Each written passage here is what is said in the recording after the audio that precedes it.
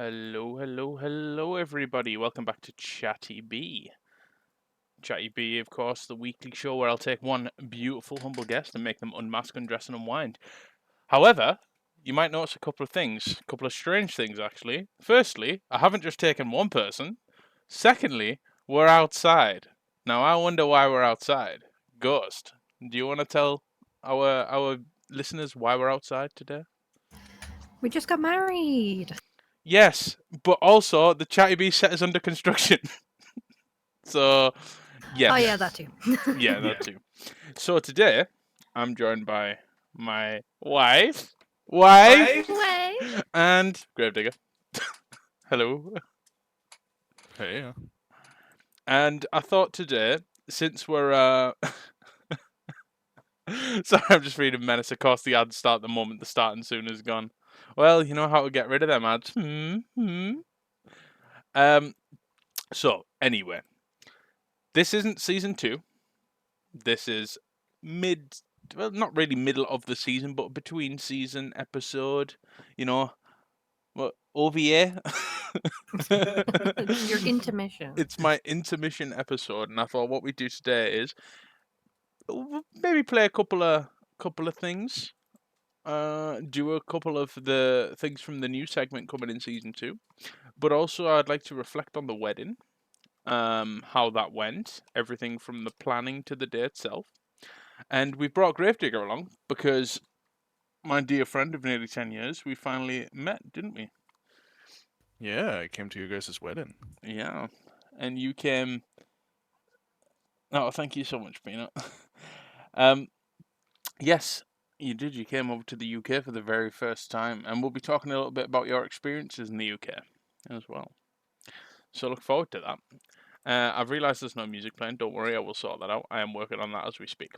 However, as always, today wouldn't be possible without the support of a very, very lucrative sponsor. And today's sponsor is Love. I just thought it would be nice. I had a She's so sweet. I had a chat with the CEO of Love, and we were like, we really think we could make this work. It's a wedding episode, so CEO of love. yeah. Well, the CEO of Sex was busy, so we had to go. Gravedigger was too busy that day, unfortunately. I think he's working on Sex. Oh my god! Thank you so much for the gift subs. What the fuck? Thank I'm you, just Peanut. jamming out to some Initial D. Thank you so much, Peanut. You didn't need to do that, but thank you. Mwah. Anyway, yes, Gravedigger. Unfortunately, the CEO of Sex was too busy. I believe you're working on Sex 2, is that right? We'll have some news about that at the end of the year. Yep, okay. Not going to be at E3 this year, unfortunately. I hear. So, yes, love. So, I don't know if you've ever felt it. I hope you have. But I love being in love because, when you got that person who is the reason you get out of bed every morning and the reason you want to do stuff in the day. Maybe you're in a supermarket and you just spot something nice and think, oh, the person I love would really like that. And you buy it. That's love. You ever just look at someone and think, wow, this is an entire other person with their own thoughts. It's Quantum Baby. Thank you so much. And Infi for the gifted sub to Bunnies. Enjoy the sub. Thank you so much. Yes. So, have you ever just looked at someone and thought, wow, this entire other person with their own thoughts and feelings and feet and hands wants to spend time with me? That's love. This package also includes platonic love. Yes. Have you ever had a friend and just thought, man, I love them? That's also love. Oh my god, Martin, thank you so much for the raid. Holy shit. I feel like I'm going to do this ad read all over again. Thank you so much. Oh, look, congrats on getting married. Oh, guys. Aww. Oh, Thank you so much. Thank you so much, Martin, for the raid. How was your stream? I trust it was very well. Thank you so much. So, guys, for anyone new in from the raid, I was just doing the ad read because today's sponsor is Love. And I was talking to the CEO of Love, and we thought that it would be really nice for the post-nuptial episode. I'm very well, Martin. How are you? The CEO of Love and me thought it would be a really nice idea to have the episode sponsored by Love. And I was just saying, have you ever woke up in the morning and, the reason you've woke up is because of that someone? Or maybe it's friends, maybe it's a friend that you love. Maybe you think, oh, I just love them. They're so awesome, or they're so lovely, or they're so nice, or they're always there for me. That's love. Love and friends. You ever look at a butt and think, nice? That's also love. It all counts. It's Pride Month, guys. Just it's for the love of everyone and everything and everywhere, and except from the French. Fuck the French. Just thought we'll get that in there. Anyway, thank you so much for listening to the ad read. Thank you so much for the raid, Martin. Thank you so much for the gift subs, everyone, so far. So, we'll get into it. Wedding. We'll start there. Planning a wedding is probably one of the most stressful things I think we've ever had to do. I don't know if you'd agree. Hi, Steve. Welcome in. Thank you so much, G. Hi, Steve. Ghost. Planning a wedding. How did you find the experience of planning a wedding? Because to me, obviously you did more of the intricate and the decorative planning, but there is, my God, guys, there is so much stuff you don't even think about. Because it's like wedding. What do we need? We need rings. We need dresses, or a dress and a suit, or suits, depending on what you want to do, or maybe neither, but you need some sort of outfit to wear on the day. I think the beginnings seem a lot easier than they turn out to be. Yes. Like, I think I planned a lot of stuff in the beginning, and then all of that stuff got scrapped. Because initially what we wanted to do is we wanted to basically like elope, so just like me and you go somewhere like maybe abroad or whatever and just get married on our own. Yeah, we were going to go to Croatia. Yeah, and then that fell through because we wanted both of our mothers to go. Who are both unwell. Yeah. And then it just kind of snowballed from there, to be honest. But I'm really glad that we did it the way we decided to, because we decided to put everything in one place. So we, instead of like having a venue and then a reception venue and then hotels for people, etc., and do it over the course of like a day and a night, we decided to rent an Airbnb, like a big Airbnb that would cover everybody, for like 3 days. Yes. And we just had all our guests stay there. Like, we covered the cost of that. Also, your Viedo tube is killing me. Is he going wild? Stop hovering over your Viedo tube. Oh, I'm so sorry. There we go. Driving me crazy. So yeah, we did it in an Airbnb. I thought that was a really good idea because it meant that our ceremony was there. Like, we all got there on the Thursday, and then that gave everybody a chance to settle in and get to know each other. As we had like both friends and family. And then we had the Friday was the actual ceremony, which, before anybody calls me out, yes, I was an hour late to my own wedding. But the way we did it worked out in our favour because the celebrant wasn't going anywhere. It was a beautiful day all day. The photographer was happy to wait. Like, it wasn't a big thing. Excuses. Yeah. Left me hanging at the altar. I thought you'd done a runner. I thought you were like, no, they don't want to marry me. But apart from that, everything went really well. And then our families left on the Saturday morning, and then the rest of the day and the evening, we just spent with our friends, and it was lovely. Yeah, it really was. I mean, as I said, just the planning, not even the letting it fall, the things that fell through, but the actual planning of sort of, so how is the legal marriage going to take place? How's the ceremony going to run? People need to eat. So there's food, there's different things that you may not think of, but things that might be surprisingly more expensive. Like, for example,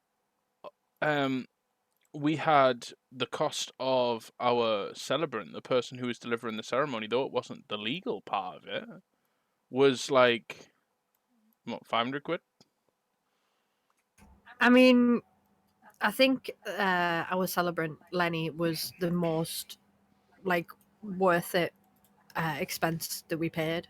Yes, I put a couple of images up. Obviously, faces censored. These are images that were posted to Ghost's Twitter if you haven't seen them.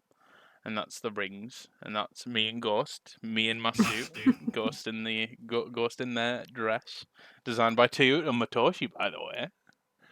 Yeah. But I think overall, one thing that you're conscious of with a wedding, and I certainly was who are you going to invite? Because you have to be.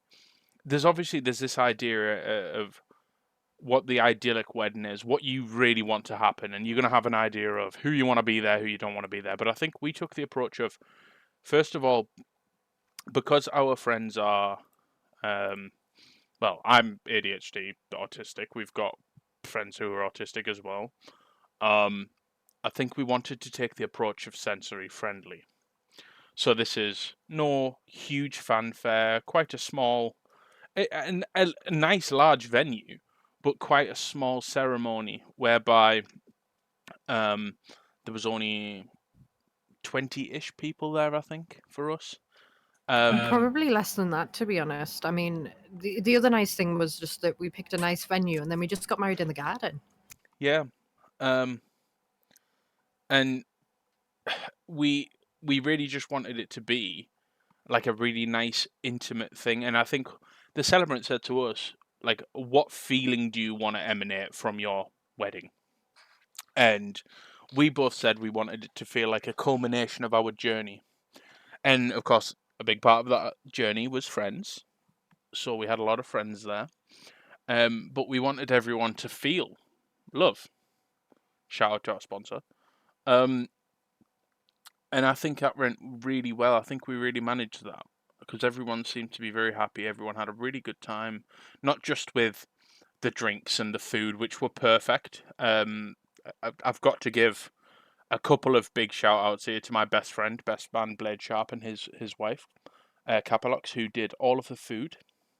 Huge shout out to them. I mean, they did so much throughout the entire wedding, throughout the 3 days. And, you know, did all the food, baked our wedding cake. Yeah. And then, of course, to our very own Heisenberg himself, Gravedigger, the master mixologist, drinks were abound, with special thanks to Gravedigger. And I would actually maybe like to talk a little bit about that as well shortly. And we're still waiting on some wedding photos coming back. We got our sample photos. We got lots of lovely art. We got a lot of friends from the Grem Gang, and then from friends around the Grem Gang and outside, pulled together and made like an e-card. And you'll see in the top right hand corner of the screen here, there's some of the art we've been given. So, again, a huge thank you for that, because Gravedigger actually gave us the card like on our phones when we had returned from the wedding. And we were just sat in a Weatherspoons, and I just burst out crying. He was like, "Are you crying?" I was like, "Yeah, of course I am," because all of the lovely messages from our friends are absolutely beautiful. yeah, they really were. And Grave got to be there, and it was probably quite awkward for you, I guess. Sat there because Ghost's crying, and I'm like, oh, it's the art. It's so awesome. So, No. yeah. I mean, looking through the art, we've got Daku, we've got Junie, we've got Golden Toast, we've got Sai, we've got Peanut, and the last one escapes me. Misha, Misha, yes. Misha.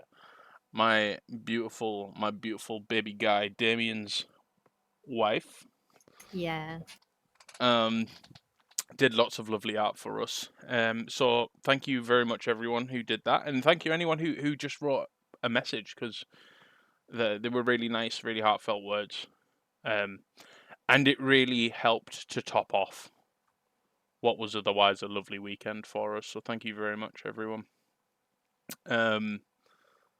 So I guess next then, I mean, just sort of going back with planning, we had a spreadsheet, didn't we? Just to make sure we didn't forget. And then Oh my god, yeah. and then on top of a spreadsheet, we were making lists. So we were like, hey, we're going to have cocktails. What cocktails are we going to have? What ingredients are we going to need? How much is that going to cost us?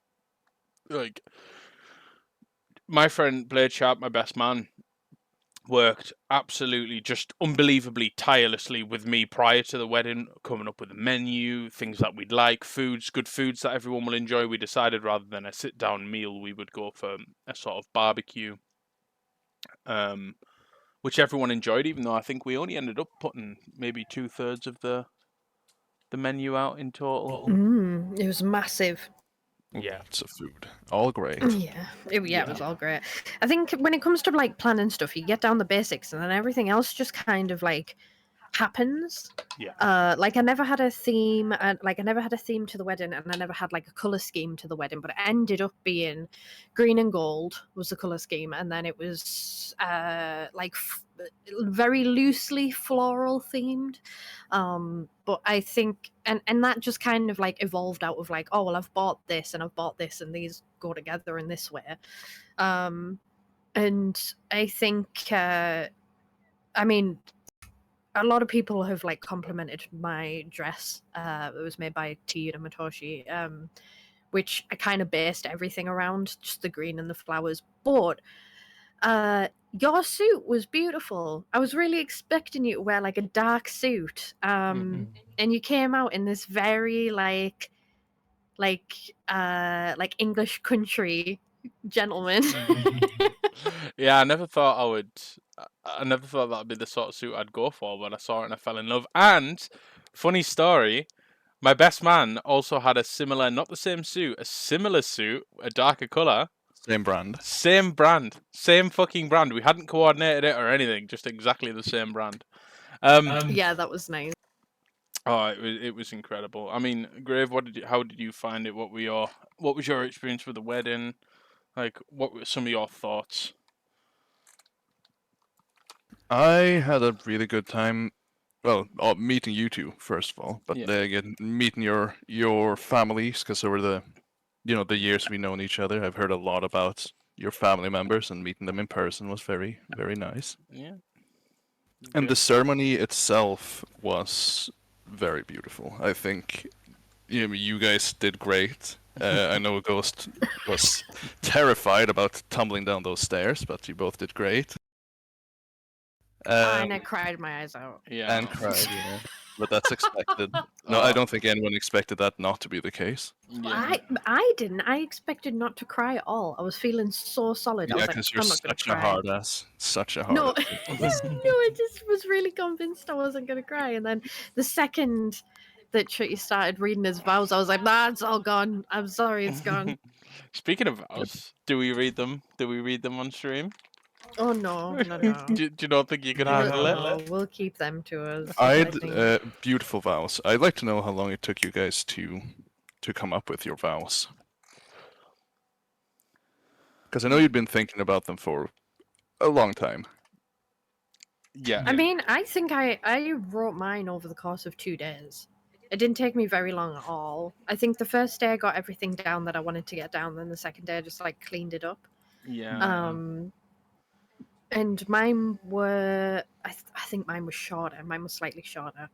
And I sent them, I remember sending them to Lenny, and then me and Lenny having a conversation, and her saying, yeah, these are fine. These are really great. I love that you've actually said, like, I love you. And I love that you've said, like, you didn't say, like, I will do this and I will do that. You said you promised to try. And that's what anyone can do. Like, and you can say I'm going to do this, but a lot of people like aren't going to stick to that. But the saying that you'll try means a lot more.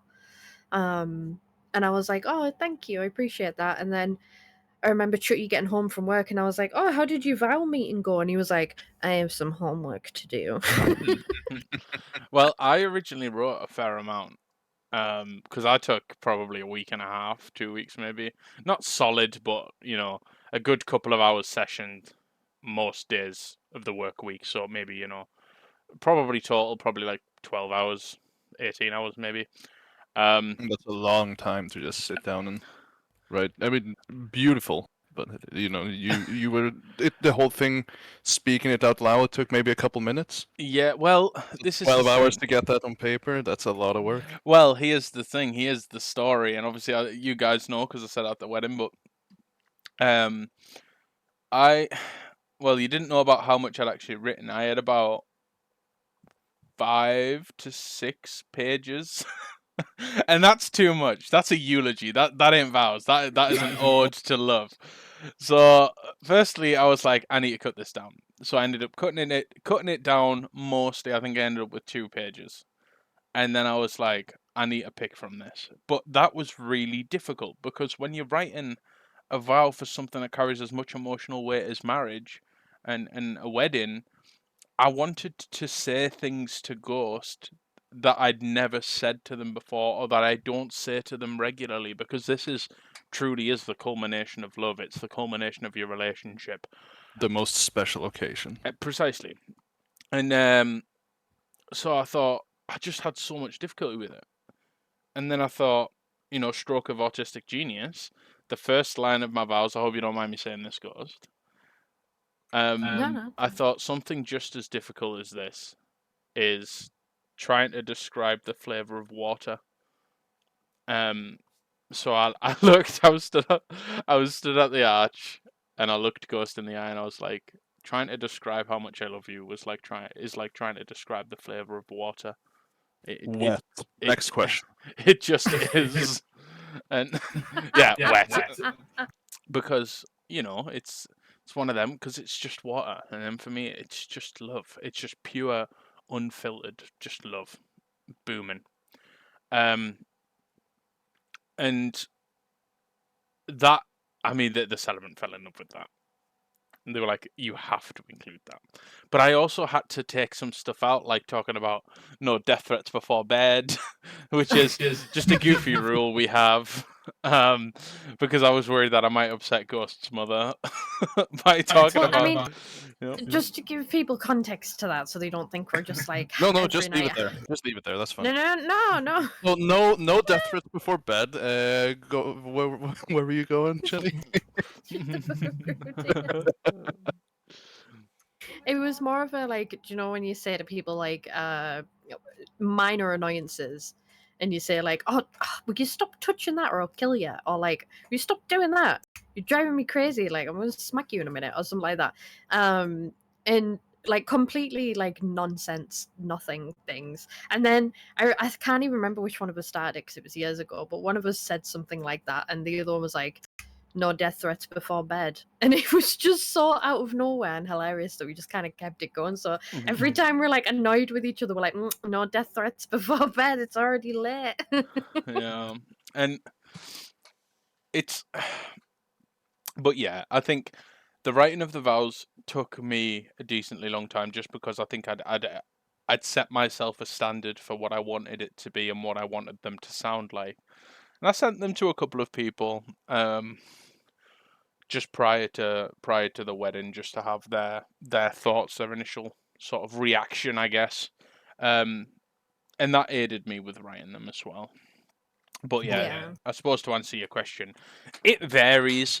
I suppose it depends how well or how easily you can eloquate something, and then also how much pressure you put on yourself. I would say if you're an emotional person, don't write custom vows. Do all the ceremony stuff you want to do. Like we had a hand fastening, and our celebrant did a reading, and like spoke about us individually, which I'll talk about in a minute. But we like actually writing your own vows. One is a huge amount of pressure, and two, no, everybody was like couldn't even hear yours because you were crying so much, which is very true. I just kind of choked my way through mine. But You I did did better put a than lot expected. of Thank you, appreciate it. I put in a lot of stuff to do with a tree being like a beacon, because we had, it was more to do with a bonfire, because we had a Dark Souls bonfire that topped our cake. I don't know if you've got a picture of our cake that Yeah, I'll put a picture up. Yeah, we had an undertone. That was my kind of, I guess, theme to the wedding was Dark Souls, because that's, I mean, we're gamers. We love to game, and Dark Souls is my favorite game, and it's symbolic, right? Because I was going to say the wedding cake in Dark Souls is symbolic, but it's not. The bonfire. The bonfire in Dark Souls is symbolic because it represents safety. It represents the option and the ability to rest, to replenish, to really feel sanctuary, to increase your strength, and that's what I try to get across in the beginning of my vows. Yeah, so I'll put the wedding cake up. It's going to cover Ghost for a little while, but you can see on top there's a bonfire there. Again, 3D printed by my best man, and then painted by a professional Warhammer miniature painter. And let's talk about that cake, because someone who says she normally doesn't do Decorating. pastry decorations. Oh yeah, Sarah. That cake. Oh, Capalox.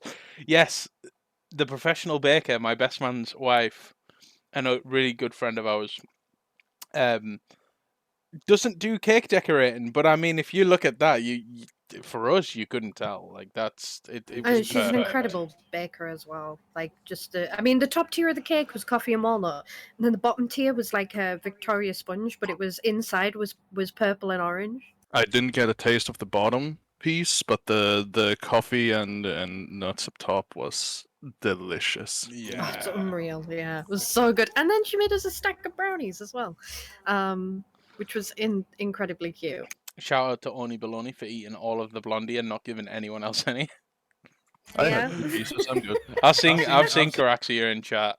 You tell your McMahons that he owes me a blondie, and it has to be a freshly baked blondie. Also, huge shout out to Caraxia for just being there for me throughout the entire wedding. Like, absolutely helped me through so much.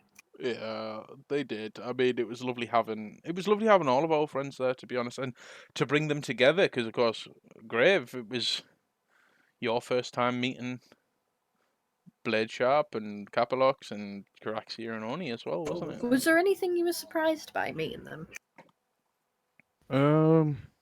No, not really. It was No. no. I don't. I mean, meeting them in person was cool, but I had no expectations going in. So there was no surprises to be had. They were just cool. Yeah, and what really brought it all together was, for me, when all of the parents left on the Saturday, we all just had a good night, a good day and a good night together. Where we had plenty to drink, we had some great food, and we were able to have a laugh and enjoy ourselves and unwind after the sort of, once the main of it was done with, it was I wouldn't even say the come down, but it was just enjoying the moment, enjoying the atmosphere. What a great day that was. Yeah, It really was. yeah. And the fact that we all got they had like a basement area that was like a gaming room. We just kept calling it the emergency meeting room because it was like a bunch of different colored like beanbag chairs, and we were like, this is definitely the Amorgus meeting room. So at the end of the night we got a photo in there, which was hilarious. We did karaoke, we hung out in the hot tub, we hung out by the bar. Grave made a bunch of like loads of different cocktails, which I was so surprised to find out that mixology was a hobby of yours. Yeah. It's because you've never spoken about it before. Well, I have briefly to Chuddy, I believe. Yeah. Well, let's talk about that mixology. How did you get into it? What fascinates you about it? Do you just like to drink? No, well, mixology, like a lot of other things, just comes down to numbers and finding a balance between the ingredients in a cocktail. And I caught a stream by one of my now favorite YouTube creators, How to Drink, which it's a guy called Greg. He goes through, how to make different cocktails, but he also goes into the history of those cocktails. On top of making just a bunch of like wacky, funny videos. And for those who know me, I'm a massive history nerd, so of course I took an interest in the history of cocktails, and then that made me want to try. Made me want to try making cocktails. I can't speak right now. So, and I don't drink a lot. I drink maybe a couple times a year during specific, happenings like Eurovision, your wedding. Yeah. Thursday, Friday. Yeah, basically all the times. Yeah, exactly. Thursday, Sunday.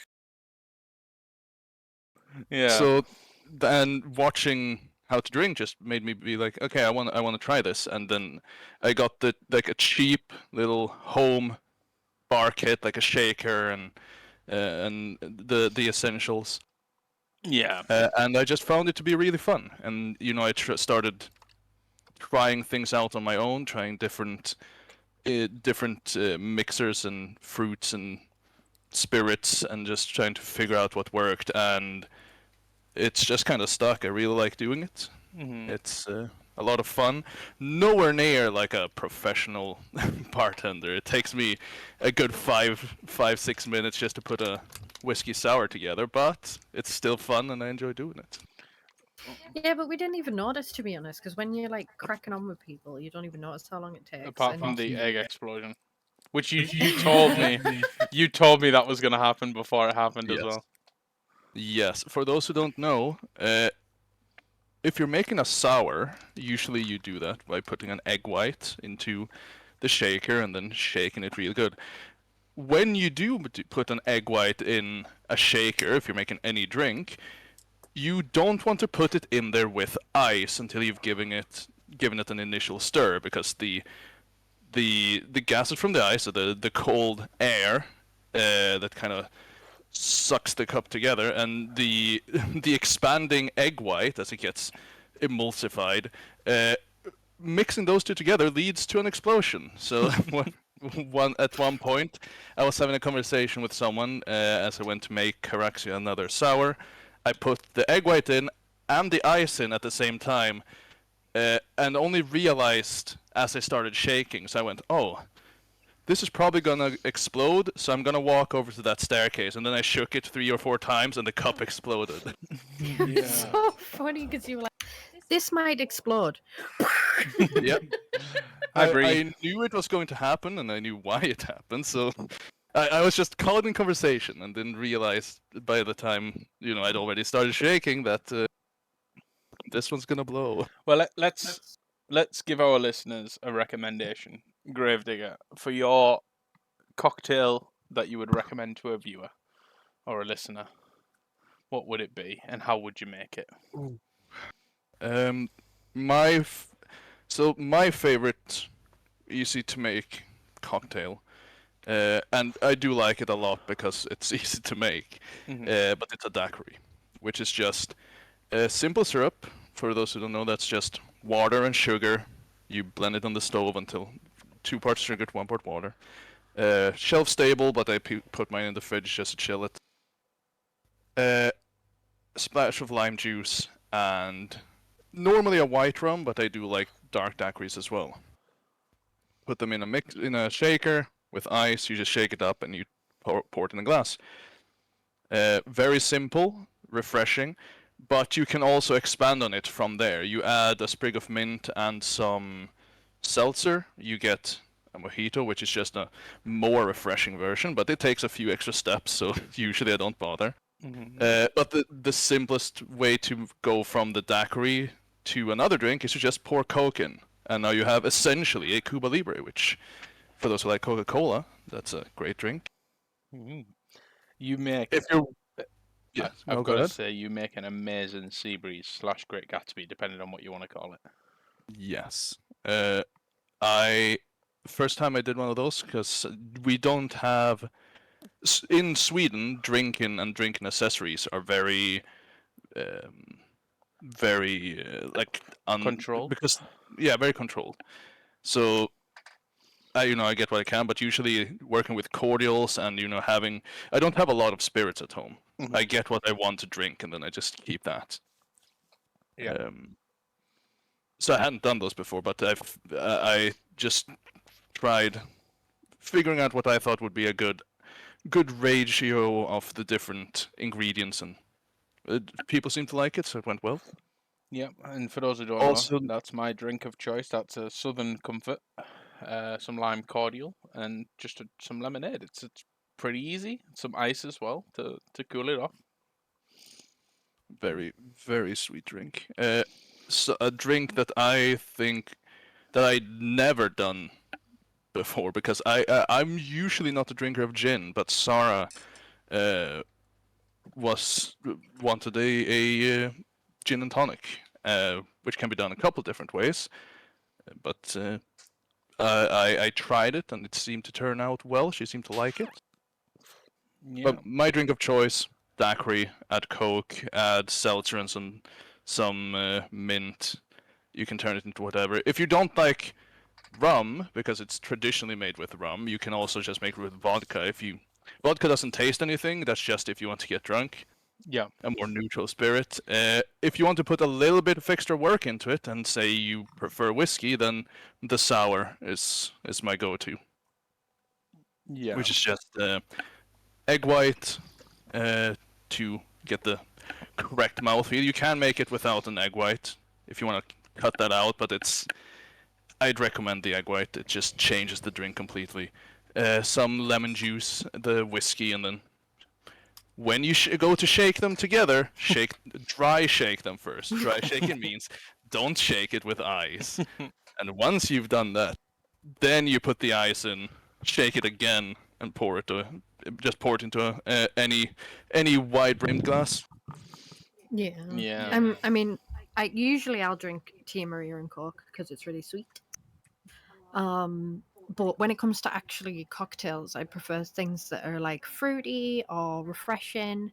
Yeah. Except for the first time over the wedding weekend, you made Longblade a White Russian, which I tried for the first time, and I was like, oh no. Because it was absolutely delicious, but it's basically like an alcohol milkshake. And I was like, if I drink these, if I'd have had one of them, let alone more than one of them, I think I'd just shit myself. White Russians are also a favorite drink of mine, but like you say, it's a milkshake, so it's not something it's not something I'd generally drink several off in an evening, because it gets heavy. Yeah, I mean, I'd love to, but I would be fighting for my life in the bathroom. I mean, to be fair, that evening that it was just us and friends, I was fighting for my life in the bathroom. Yeah. Because I don't drink very often, and even while I was at the wedding, like the Thursday night, I didn't drink at all because I wanted to be fresh for the wedding. And then on the wedding evening, I know when where my limit is. So I usually the slowdown I would like cut drinks out completely by a certain time. Yeah. But the third night, I was having such a great time with my friends. I was like, it's fine. I'll be fine, man. I like smash cut to me in the bathroom. It was not fine. No. Because I, for the first time in what must be years and years now, I threw up. After drinking, I was in there at 4 a.m. throwing up, and I was like, still worth it, even though it definitely fired out of my nose. Horrible experience. Well, there was that, but then I mean, I heard that. I woke up and I was like, "Oh no, do I go help them?" Nah, just went back straight back. Went back to the snork. Me. Thank you so much for the bits, Bree. Much appreciated. I'm used to that just because you are emetophobic. Yes. Oh yeah. Yeah. So I'm used to just dealing with myself when it comes to sickness because you can't. It's a real genuine fear for you. Yeah. So.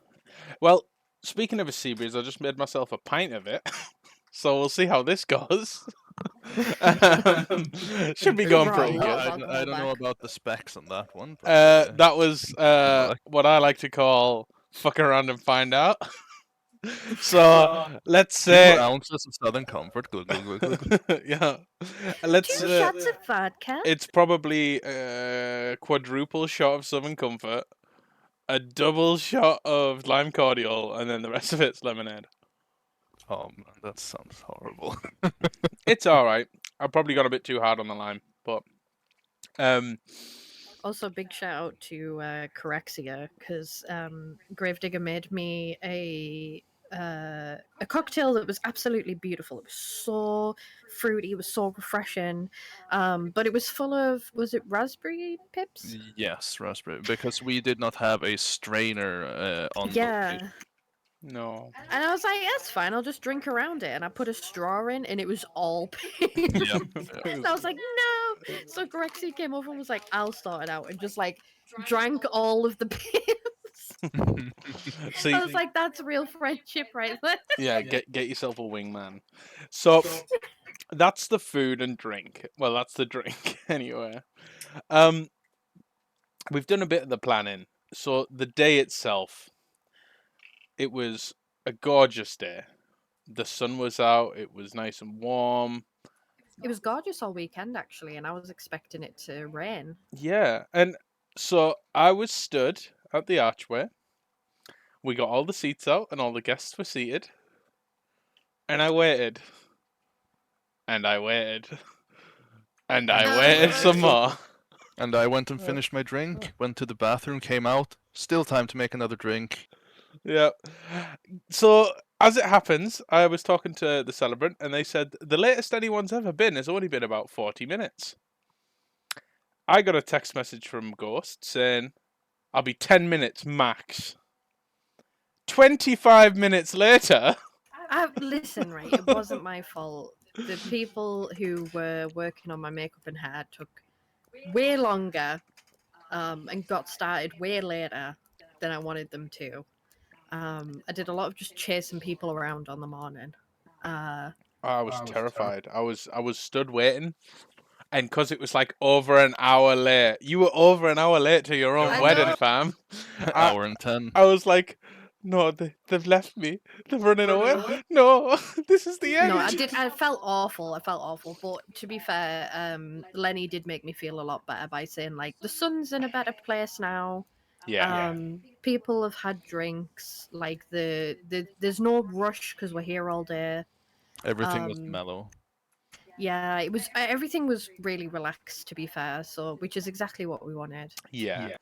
So I'm glad it turned out that way. And our photographer was really nice about it. So Yeah, they were dead lovely. I mean, don't get me wrong. I wasn't nervous at all for the wedding until we did a rehearsal on the Thursday, and I stood at that arch whilst you were practicing the walk towards and then down the aisle, and I wasn't allowed to look because I hadn't seen the dress at all either until that moment where I turned around as you were walking up the aisle, and then it hit me. Or should I say, then they hit me? Don't. Okay, but let's just say that dress was lovely. It was beautiful. Don't put me in this position. You started. Yeah, that's true. But I think, to be honest, in hindsight, like everyone said, you know, your wedding day, you'll be so nervous, but then it'll go by in a flash, and it really did. And I'm kind of saddened that it did go by so quick. But I'm so glad I took every moment in, as best as possible, and I think everyone there did as well, and really enjoyed everything from the occasion, the day. We had a hot tub, and Grave, that was your best friend for the weekend, was it not? God, I love hot tubs. It wasn't quite the Swedish hot tub that you used to, where you get out and roll naked in the snow, but it's Yeah, it was good though. I needed it for my creaky joints. yeah. I mean, that was that did seem like you got a lot of relief from that, because obviously you get crunchy bones really bad because of your condition. But it seemed like, I mean, when you first got into that tub, I think it was it Thursday or Friday? You were just in there for basically the rest of the evening, and that was you. You were Yep. just you were just vibing. I think After the being a little first night boiled I egg. went in there, yeah, first night, or no, not the first night, but the wedding night I was in there for I think 3 hours, and then the day after when it was just all the parents are going whatnot. Once I was happy and done, you like mixing drinks for everybody. I was like, all right, that's me having stood up for 6-7 hours today. I'm gonna head to the hot tub, Yeah, and then I just melted. it was tubby time, Yeah. and you were I'm glad. obsessed. I'm glad we invested in it in the end, because we did think about taking out to save on costs. Yeah. But we ended up managing our finances a lot better than we thought we were going to, and managed to get it there, which was good because everyone seemed to really enjoy it. Yeah, especially Oni Baloney. I mean, Oni was.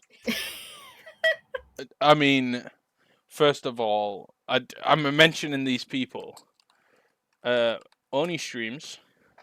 He's a Monster Hunter streamer. You should go and follow him because he's incredible. He's one of my dearest friends.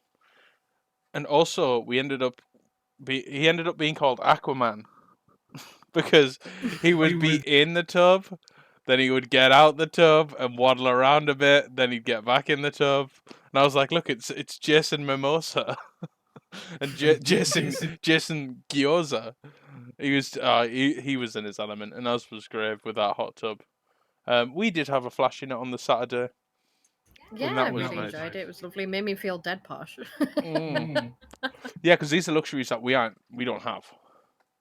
Yeah, But we really. It was a really beautiful location. You could see right over the countryside where we were, and we spent like most of our time outside. Yeah, we did. Because it was a really nice weekend. We caught a really good bit of sun.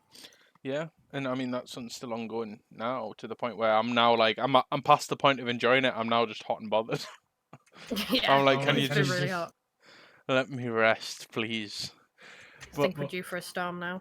Well, just a bit of a refresher. Get a bit of like moisture in the air again, rather than just heat. But yeah. Overall, I mean, we had a great wedding. I think the Saturday It was lovely. the Friday and the Saturday.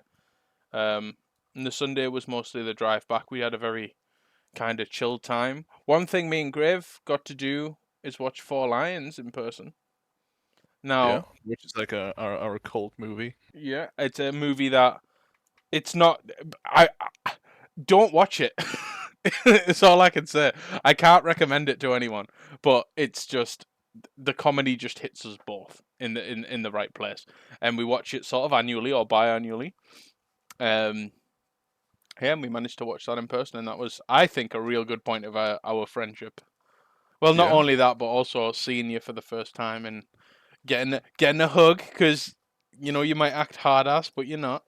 I'm You're- hard as fuck, bro. You're You're always a hard. huge Wait. softie.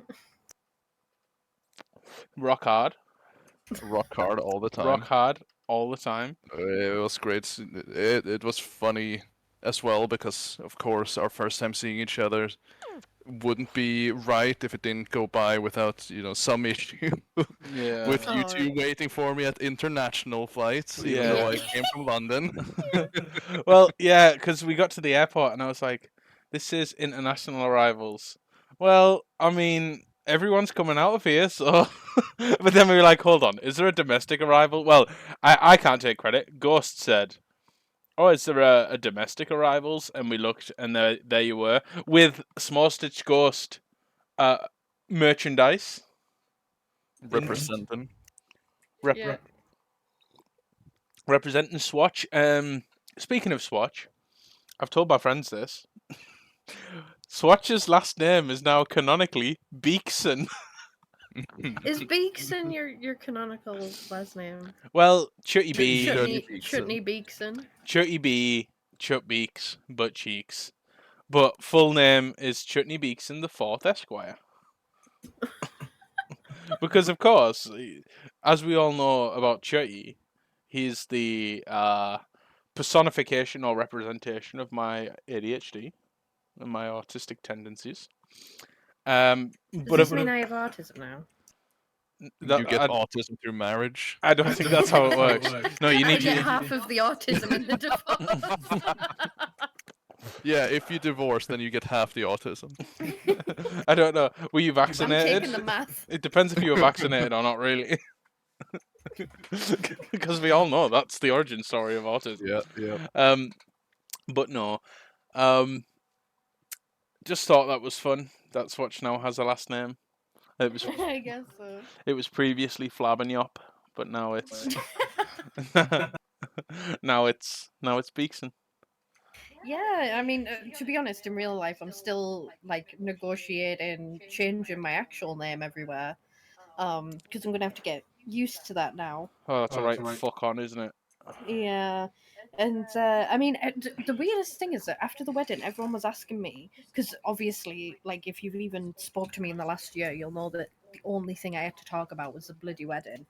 Because it was just all consuming in my mind with getting everything planned and sorted, down to like the nitty gritty details. But a lot of people asked me, they were like, "So what now? What are you gonna do now? What are you gonna do with your time?" And I was like, "Well, I still have a bunch of stuff I want to work on, so I don't feel deflated at all. Like, I want to decorate at home, which I've started. I've obviously got a lot of stream stuff to plan now. And in the next sort of month, I've got a new pet snake coming, so I still have things to focus on. And we've been spending time together as well and just settling back into life. Yeah. I think the best way I can describe the feeling is when you've watched, when you've watched a really good series and you're really into it, and then you watch the last episode and it finishes, and you get that feeling. Or when you read a really good book and there's no more, and it's like that. Oh, what now? What do I do with myself? That's the only way I can describe the feeling of the wedding, the nuptials being over. I mean, it is and it isn't, because we do have next weekend. We do have an event with the family, with your family. Well, we'll be spending some time for those who couldn't, who weren't invited to attend the actual ceremony. Where we can The celebrate point that. was is that we kept it as small as possible. Yeah. But yeah, I think that would be the best way I could describe that. Okay, so the next thing I want to talk about then, and I'm going to shift the focus a little bit, and feel free to go back to the wedding if you have questions about it. Feel free to ask it. But the next thing I want to ask is putting the spotlight on Grave. Your first time in the UK, your first time meeting friends, spending some time in the UK. I'd love to hear your thoughts. I'd love to specifically hear the very first thing you said to me when we met in person about being in the UK. Never seen so many gingers. So many ginger people. Apparently, they don't have ginger people in Sweden. We do. I know one. I've seen maybe two my entire life. And then at the London airport, there were like 20 just walking down the hallway. Would that be a gaggle of gingers? A murder of gingers? A gaggle of gingers. A school of gingers? No offense to anyone who's ginger. I mean, You're I've got all, ginger skin, so... You're all very, very English looking in England. What does that mean? You're all ginger. No, but there's like I could look at someone and, instinctively know that that's someone who would shout for his favorite football team on the TV and not give up his seat to a pregnant woman, you know what I mean? Yeah. Right, okay. I used to see a lot of geezers. Yeah. A lot of blokes and geezers. Oh, and almost missed my flight to yeah. London, Stockholm, because I had a very short stopover period, only about 45 minutes. And it started off with me getting off the bus at the wrong stop, so I ended up on the wrong side of the airport. Mm-hmm. Had to get my bag on the way, and then run my ass across to the other side of the airport, where there were about, I want to say, 24 people wearing metalheads going to download, which is taking place during the same time as your wedding, who were going to the same location but on a different flight. But both queues led to the same gate, so I got stuck behind. I was like, thankfully, they did let me go ahead when the last call for my flight went out. Yeah. I was like, I really need to get on that flight. Can I go ahead? And they let me through. And I made my flight with about 4 minutes before takeoff. So thankfully didn't miss my flight, but it was pretty close. Yeah. And how are you feeling after your trip back? Because your trip back was tumultuous. Yeah, fuck my trip back was even worse because everything that could go wrong went wrong. Back in London, this time I didn't miss my flight. My flight was cancelled. And the next British Airways flight that was gonna go back to Stockholm, where they had seats open for me, was on Thursday, the 15th. So and this was Tuesday. Yes. So, well, I was not gonna spend 2 days in London doing nothing. No. Instead, lovely woman there helped me out and got me on a Swedish airway, like basically switching me from one company to the other free of charge. Put me on a flight that was going first thing in the morning at 6:40 a.m. So I had to overnight at the London Heathrow Airport, which was all right. They had a little cafe there where I just like lay down on one of the couches and looked at some, play around with my phone, until they kicked everyone out of there to clean the place, and I just had to like find a good spot on the floor to lay down. Yeah. Got about maybe half an hour of sleep before a guy who saved my life, because I was gonna miss my flight because I had just fallen asleep, and you know how there's like when you're really tired, you're like, I'm just gonna close my eyes for 5 minutes. Yeah. Yeah. So I shut my eyes, and then next thing I know, there's a guy like poking at my leg with his feet, like trying to wake me up. Yeah. And suddenly an hour and a half had passed, and like it was time to board the plane. And he was like, "Bro, you need to get up."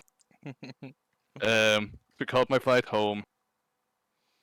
Arrived in Stockholm about 40 minutes after my plane from Stockholm up to where I live left. Oh, no. So I had to book a train ticket that left that afternoon, and then ride up. The train got about an hour delayed.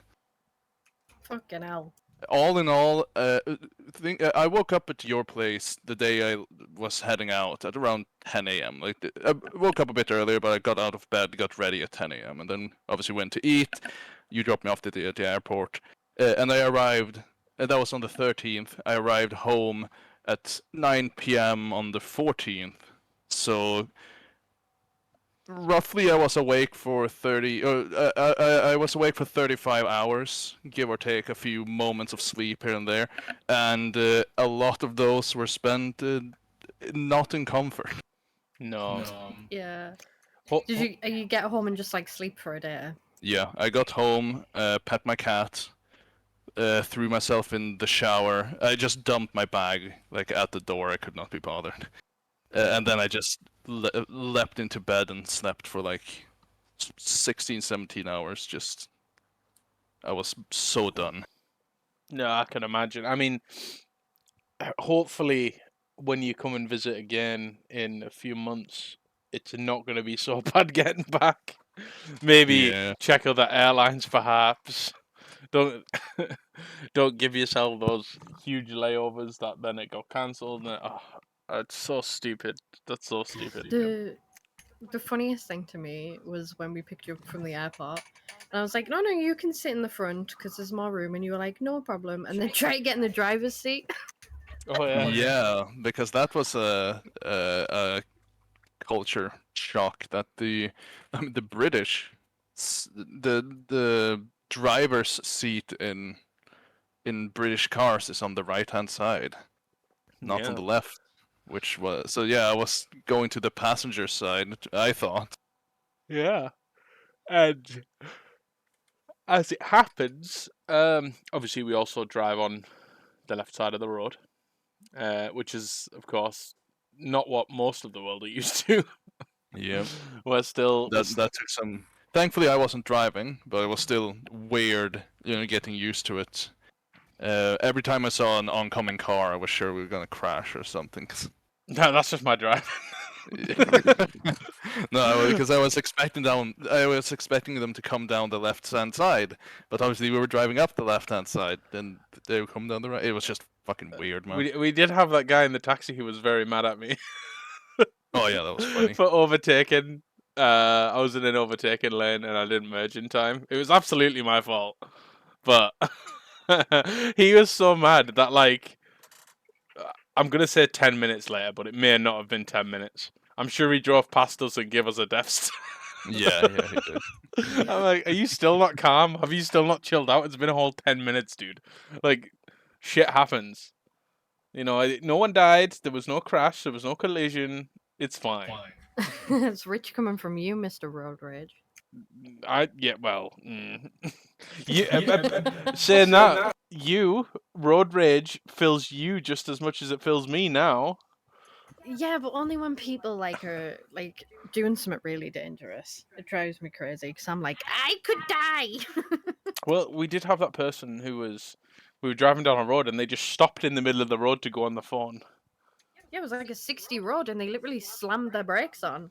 Yeah, they just slammed the brakes, stopped to answer their phone in the middle of the road.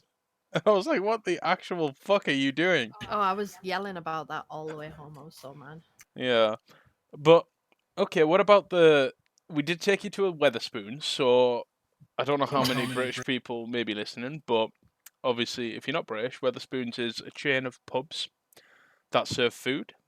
They're not known for being good, they're known for being cheap. How was your experience of Wetherspoons, Emilio? Brexit means Brexit. Obviously, from what you guys told me as well, that's like a propaganda station. Yes, it essentially. Yeah. is. Yeah, it's owned by a guy who is very vehemently conservative. I really liked the sauce I got with the Jack the Daniel's food there. honey. Yeah, because you had a mixed grill. Yes. For those who don't know what that is just a selection of grilled meat. So it's like, I think there was some steak, there was some lamb, there was some ham, there was pork. I think there was Honestly, sausage and egg as well. Yeah, the sausages I had on my trip, also like even the restaurant we went to, or the pub we went to the last day we went out with your grandma and your families. Anytime I had a sausage, I was like, "This is really good sausage. You guys know how to make good sausage, I guess." How did mine Oh compare? yeah, you had posh bangers and mash. Yeah, I And had then- I think Oh, I the had. garlic bread. Yeah, I it was believe good. it. So for anyone who I doesn't know think- what bangers and mash is, that's sausage mashed potatoes, usually with an onion Yes. gravy. Sausages were banging, and the sauce at Wetherspoons was really good. The rest of the food at Wetherspoons was. It was. I mean, I didn't. Food? It was food. I didn't go in with any expectations, so I can't say it was a letdown. But I also thought, like, man, I could really do with just like a burger or something from down the road, because this is not good. Yeah, That's what it is. it's bang The meat average, was- but it's cheap. It was all right as far as the quality of the meat. It just wasn't. There was no seasoning. No. It was The like pub we went to before though was like, I was really surprised because that little pub was like super unassuming, but the food was really good. yeah. Yeah, what did you get? I think if I remember I can't even remember what I got. You had the pepper something chicken. Oh yes, we both got salt and pepper chicken, and it was a butterflied chicken breast with salt, pepper, garlic, and Chinese 5-spice. It was And unreal. that was very good, and that was served with I don't even remember what sauce that was even served with. But There was mango chutney. Yes, it was a mango chutney. There was rice. There was fries. I mean, even the chips were like proper. We call them proper chips, and it's like it's not frozen in the bag, fried. French fries or You'll actually see that on menus here that it says served with proper chips. yeah. And what that means is someone has actually taken the effort to peel a potato, cut a potato, so it's fresh. I mean, did you have? I don't know if you had proper fries, or did you try any, Griff? I did. Over by the pub we went with your families. Took some of the because we were given the like a bowl of fries. Had some of them. Those were pretty good. Yeah, and I think we offered. You ended up having a fair share of quintessential British experiences. Another thing I want to mention, and I don't know if Martin's still watching, but you also purchased your first bottle of Iron Brew. Yes, we went to stopped by to pick up something too. Well, really, we stopped by just to stretch our legs, but the parking was for customers only, so we had to go in and buy some. Yeah, we went. I went and got. Well, me and Gus got water, I think, and you bought an Iron Brew. Yes, because I saw it, and I was like, "Oh yeah, that's something. It's something we don't have in Sweden, and I think it's probably pretty difficult to get here because we have, food and drink laws that don't make you want to die." Yeah, well, yeah. I mean, it's definitely a different recipe than it used to be. I think they've reduced the sugar by like 90%. But what did you think of Iron Brew? I liked it. The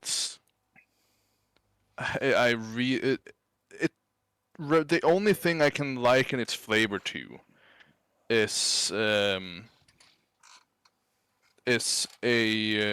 old. I think it's a Swedish brand, but chewing gum. I think it's called Yalla or something like that. It's like a kind of a fruity peppermint kind of chewing gum that, like, as a kid I used to buy it all the time because it was super cheap. You could get a handful for basically nothing. And that's the closest thing I can liken the taste of Iron Brew to. I liked it. It's like I can see why it wouldn't be for everyone. Yeah. Because it definitely I liked it, but it definitely had the kind of taste where it's like, in the same way that some people don't like what's that fruit, durian? Yeah. Whereas others love it. Yeah, it's one of those where it's an acquired taste, like Marmite, I guess, or Vegemite if you're Australian. Yeah. Yeah. I liked it. I'd like. I mean, I probably wouldn't pick it over just like a bottle of Coke if I'm just out shopping or whatnot, unless I really felt like having Iron Brew that day. Yeah. Or if you were in England for a rare trip, and you couldn't Or in get it. England for a road trip, yeah. And reggae sauce. What was another thing? Fucking God. Now we're talking about the good shit. Yeah. Reggae sauce also can't be found in Sweden. At least I haven't found it anywhere near. I haven't found anywhere that even ships it up to me. So obviously it's a British invention, right? Yeah. The guy, he went on Dragon's Den, which is the British version of Shark Tank, where you pitch to investors, you pitch your business. And basically, it's a family recipe sauce. It's for anyone who hasn't had it. It's like a barbecue sauce, but it's like fruity and spicy. Oh, it was so good. Yeah. And the guy who created it was a fellow called Levi Roots. And he is a British. I'm going to say British Jamaican, and he sells it at a Notting Hill Carnival in London, which is like a festival. And yeah, he pitched it, and it was invested in, and now it's a stable. It's a staple table sauce, and it can be used for a lot of things. I often use it for marinating meat, because you kind of put it in a bowl with some chicken, and then let it in there for like a day, and then you cook up the chicken. Oh, it's so good. I would bathe in reggae sauce. It was so fucking good. Yeah. Yeah, it's like a jerk barbecue. We'll have to ship you some. I think. I think it's gonna have to be. We'll have to mail you some, or Yeah. you just pick up gallons of it when you come over next, and Just going home with gallons and gallons of reggae. yeah. I mean, we went to try on the Thursday. We went to McDonald's on the way back, and we went to get you got some nuggies, some nugs, and you wanted to try the chipotle mayo, and they didn't fucking put it in. Yeah. I have to say, I've since tried the chipotle mayo. You would like it. I think you would like it. But it is just spicy mayo. There's nothing particularly special about it. It's just got the mayonnaise taste with the spice on the end. You could probably, to be honest, just mix up some chipotle hot sauce and mayo, and that's it. That's probably what they've done, honestly. Yeah, well, yeah, it's very likely. You also had, much begrudgingly, to your taste and also to mine, because I didn't want you to, but you also tried a British takeout pizza. Yeah. Thoughts? It was you know when you clean your plates with a sponge Yeah, and then you like squeeze it out, so it's still it's still wet and spongy but not drenched. yeah, That's what if you were to bite down on one of those, that's both what it felt and tasted like. The toppings on the pizza were good. I had sweet corn and like some spicy chicken and pepperoni, something there. yeah. But the pizza itself, the base and the crust, it was like biting into wet sponge, and so surprisingly a lot better heated, like reheated the next day. Mhm. Yeah. It wasn't a premiere, a premiere. You can say it was an insult to it, Lee. It was an insult to good food. Yeah.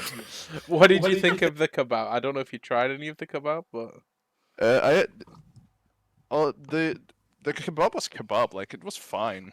It's kind of hard to fuck up strips of meat. yeah, There wasn't really, again, very weak seasoning. yeah. Yeah. Well, I don't know, maybe not the same. Well, I guess it probably would be the same in a lot of places in Sweden. It's just bought from a factory. It's just basically a huge chunk of meat that they just um stick on a Slice. rotisserie and then slice it. Yeah.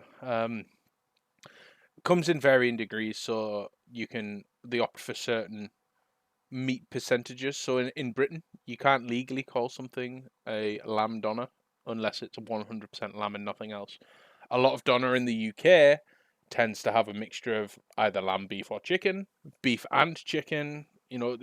There's varying degrees of like spicing, but there's also varying degrees of which meat it uses.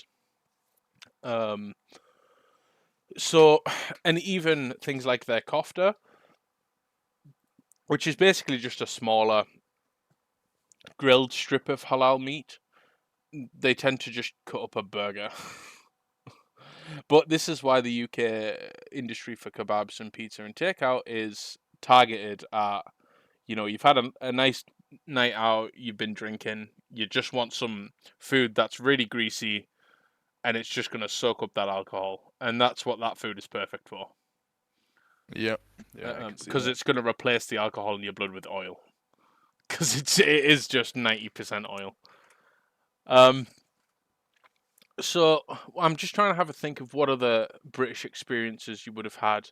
So obviously we did some foods. I mean, food at the wedding. We didn't talk overly too much about that, but as I say, we did a barbecue, and there was so much. I think on the Thursday we had a taco night where we had some spicy chicken, we had some regular chicken, we had spicy beef, regular Oh. beef. But the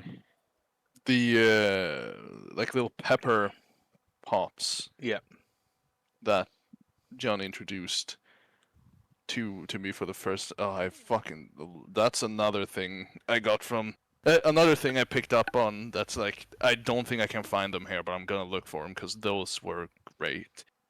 Just these little like uh, everyone knows peppers, like red peppers, yellow peppers, green peppers. It was just peppers, but like turned into these tiny little like pockets of juice essentially. And like I put them on my tongue, and you bit down, and you would just feel one pop in your mouth. Yeah. And they were so good. Yeah. One thing you did enjoy, and I frequently experienced this with you, the spoon and the olives. You were Yeah, I love olives. a frequent consumer of the olives. I noted with nearly everything at the wedding. Yeah, Caraxia was right there with me, fellow olive eater. It was good. I Fucking love olives. I could tell. One of my favorite things at the wedding was that we had our ceremony and everybody looked absolutely beautiful. I mean, everybody was dressed absolutely gorgeously, including your best man. And then when we decided it was time to eat, Longblade just came out with shades and the like brightest, most neon 80s dad mall shirt, like palm trees and all that over it, pair of shorts, some sandals, Yeah. sunglasses. Grillmaster. It was like, I'm the grill master, and just stood behind the barbecue. It was unreal. Yeah. Oh, And the clip you have, Ghost, where it's just Loneblade like with a shot in his hand, doing a little jiggy, stops to drink, notices you filming him, and just goes back to jigging. Yeah, that's essential, Loneblade. Like, yeah, I it's so I good. loved meeting him, his wife, obviously owning Caraxia, all old friends from our WoW raiding days. Yeah. Shout out, Yeah. Solemn Eternity, Giga Raiders, Space Mom. Spaceman. Yeah. And I think like the other thing is that for people who are planning a wedding in the future or you're sort of hung up on the details, things aren't always going to go the way that you envision them to go or expected them to go, and that's all right.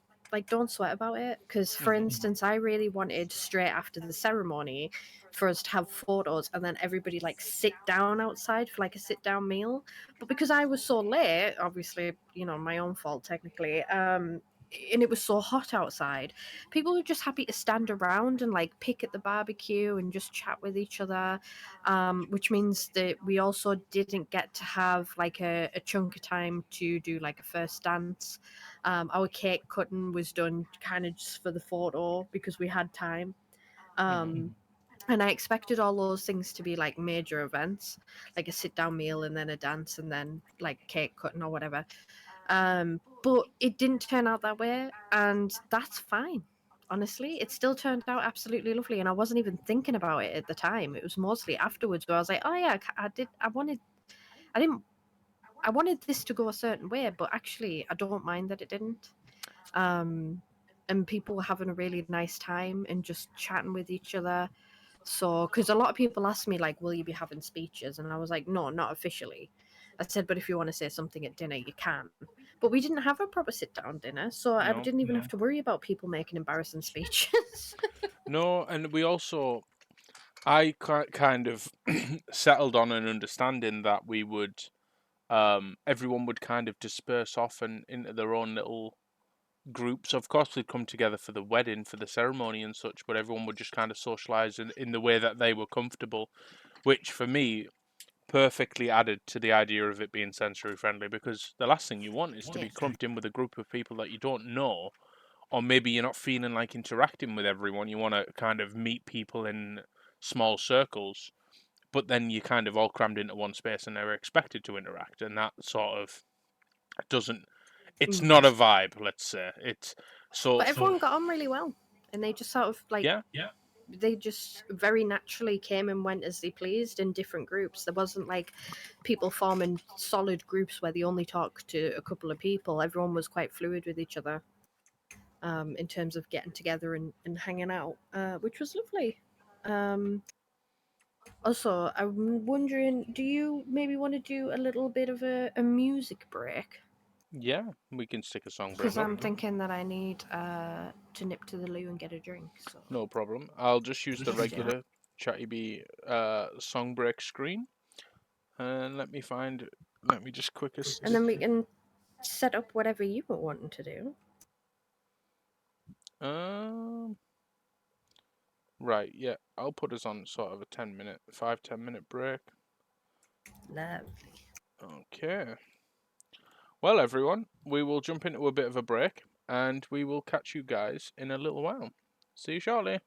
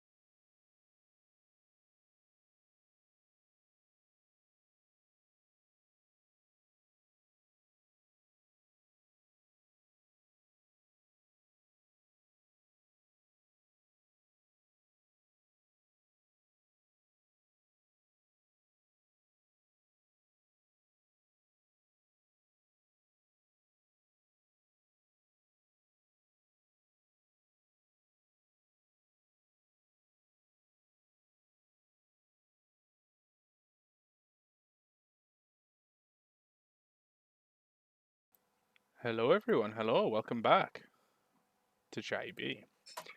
Hello, hello. I thought, since we'd done our wedding, I thought we'd give you a little glimpse into what's coming in Season 2. And one of the changes for Season 2 is the middle segment, the Does Fucking Weird segment, is being replaced by Game Show. And I thought we could play a couple of those games today. Just a little go. A little tester. Just a little tester, see how we go, As a see if we treat. enjoy it as a little treat to you all. There's a little wedding treat. So the first game we're going to play is called Say Anything. Now, Say Anything is a game where we're each going to take it in turns to say a word, an English word. It doesn't matter what it is. It doesn't have to be related or in common. And we're just going to go around and say words until somebody stumbles. If that person stumbles, they are out of the game. The last person left is the winner. Having it be any word doesn't make a lot of sense to me. I thought we'd be like, it has to start with a certain letter or something. Oh, believe me, when you're on the cuff, after a few rounds, it's really difficult to pick words. It can be really difficult. So, I will begin, and we will go me. We'll start with me. Then we'll go to you, Emilio, or Gravedigger. And then we'll go to you, Ghost. Do you understand, and are you ready to play? Just say any word until you can't, basically. Pretty much, until you hesitate, yeah. Okay. Okay, and I'll start this off with possible. Gift. Flower. Tree. Ah. Huh? The That's word UH. No, Is just that a. a word? Just a. The word a. Does that count as a word? You've already fucked it It's up. a word. Yeah, where you say a word, a. Yeah, but Yeah. is a word? I'm gonna have to Google this now. Right, say a word. Yes, a is a word. It's a word. Question. Are we waiting for Ghost to look things up, or? Yeah, let's wait. I am looking it up. I need to know Let's wait for our independent adjudicator to decide whether a is a fucking word or not. that. It is a word. Yeah. Yes. So Yes, it is a word. I'm just checking. We'll begin again. Okay. Support. Gift. Shoe. Confession. Blush. Fuck. Sub. Nail. Car. 2. Toe. Reflection. Twitch. Window. Hideous. Dot. Lighter. Virtual. TV. Cup. Broadcast. Slash. Elephant. Speaker. Chattybee. That can't Router. count. That can't count. Ghost lost twice. This Pause. is like no. This Okay. is like Scrabble No, rules. Ghost, you're out now. You have to decide. If No, it's you're Scrabble out. You're out, rules. Ghost. You're out. Sorry. That's just don't hit the player, hit the I game. can't be playing this with Grave. Okay, this is Grave. Bullshit. Creation. Are words words? Yes, they're words, Ghost. Okay. Now Ghost is out. It's just me and you, Grave. Creation. Do we just keep going back and forth saying words? Yep. Okay. Hello. Text. I Ghost. am Tired. a Train. Swedish Penis. man Cock. watching Bastard. this Humble. live Undress. on Today. Twitch Topic. dot Song. TV Cat. slash Kitten. Chattybee. Confetti. Consider Train. gifting Bus. uh Stop. sub Please. today Give. baby Me. it The. would Sub. be I. Oh my God. really I feel Really? like I'm listening to Oh the no! worst We both said thing. really. Oh no, I lose. Oh no. I feel like I'm listening to the worst subliminal messaging of all time. Okay. think maybe the goal should be, the run-on sentence game. Maybe it's like it has to be a sentence that makes sense. Because we can keep going for days, bro. Well, I was running out. I'm not gonna lie. Oh well, I wasn't. Just picking them out that quickly. I mean, let's have a game of the run-on sentence. Okay. Today, you're back in Aye. Ghost. Oh, okay. So today I Went. 2. Weatherspoons And Found. that Tories. Love. me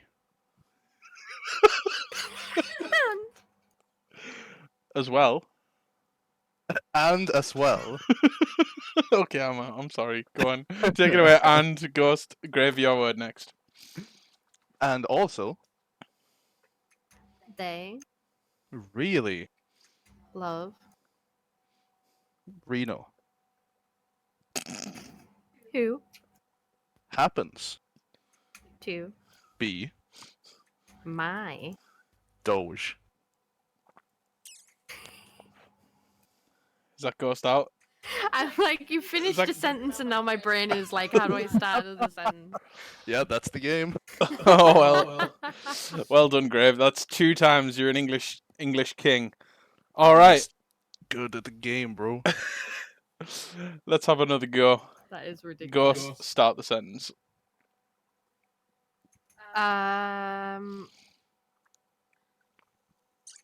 Contrary, 2. Unpopular. believe. Erectile dysfunction. Is. Wait, that's 2 words. I'm sorry. A Oh yeah. I'm sorry. Erections. Are A Pog. okay. I got fucking flashbacks. Erections are a pog. You can say a pog where. Okay, Ghost, your word. Graves out. where 2. express Love. and Honor.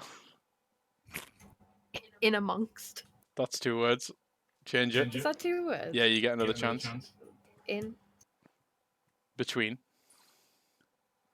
people. Browsing. The Internet. whilst. Fingering. Your Crocodile. who Where's. large Socks. on There. face. Traditionally. They Like. to Eat. socks. Why? that is comma why. You can't just go why and then make it out like you didn't just fuck up. No, that is right. They like to eat socks. Why, do you ask? Because so that could be a You can't. sentence. Oh, okay, he's playing the game by himself. Game's already over. Okay, I don't know who wins. I lost track. Okay, next game. We're gonna have a 3-way. But Let's go, baby. no, playground insults. Oh god. The first person to break and laugh. I know Grave is using push to talk, and I know Ghost is using push to talk. So I'm gonna rely. Thank you so much for the follow, Brunner Tops. Rely on trust here. So don't break that because it's like a piece of paper. If it's crumpled, you fold it out. It's never gonna be the same again. Workies and lurkies. Thank you so much. Thank you so much for the lurk. Take it in turns, throwing childish insults. They can be mundane, not overtly offensive, or they can be slightly offensive. Just exercise,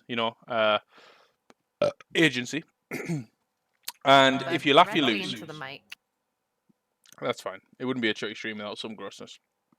So, I will begin. How does it go around? We're just gonna insult each other. Yeah. Well, I'll make an insult, and then we'll just go me, Grave, Ghost. But you can pick whichever target you want. Gravedigger. What? Am I starting us off? No, I'm speaking to you, All right. Gravedigger. You have terrible acne. Okay. Wow, starting off strong. Your breath smells like poo-poo. Whose?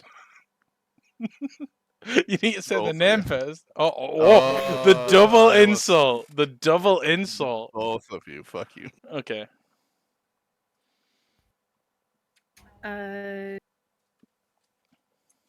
Chuddy, Yes. you don't know when to unmute yourself on Discord. Ghost, you don't know when to mute yourself on Discord. I literally use push to talk. Chuddy, someday you'll go far, and I really hope you stay there. Ghost. I had to hold that one in. I'll be real. Ghost. It's my turn. Stinky. Grave. You look like an egg. All right. Ghost. Mm. You have terrible body odor. Wow.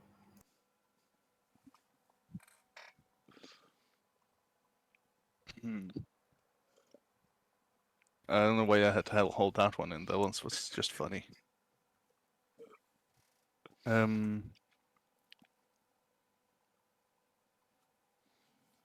Chuddy, Yes. I wouldn't suck on your toes. Ouch.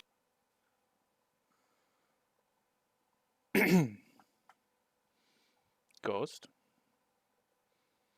That's my turn. Grave. I've heard you have a meth lab in the desert. That's true. Would you like to buy? Gravedigger. Mm-hmm. Your head resembles a quail's egg.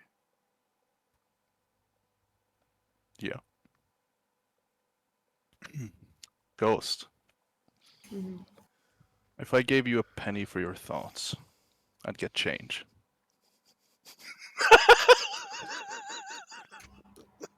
That's true, yeah. It's funny. Sorry. That wasn't even directed to me. Okay, I'm sorry. Okay, I'm out. You guys go.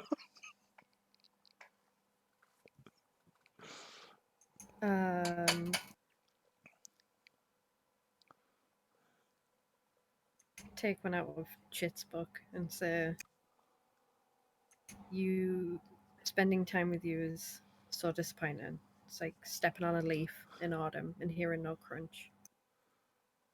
No, that's just sad. You're laughing. I can hear it. I'm not laughing. That's just sad. Okay. Ghost.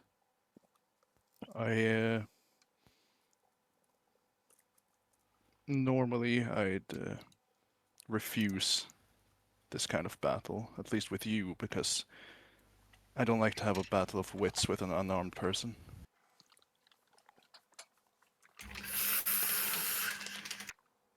Oof. Grave, I will never forget the time we first met, but I will keep trying. Mm-hmm. Yep. Ooh. That hurt. That hurt. Ghost. You're dumb. Ghost laughing. I can see them. No, it didn't come out. I had to hold it in. No, I saw you. I saw you. I'm sorry. It didn't come out. It Your did come turn. out. Your It turn. did almost make me pee because I had to hold that right deep in my stomach. Okay, continue. That was such a stupid fucking insult. Just keep talking, Grave, because one day you'll eventually say something funny. Okay. All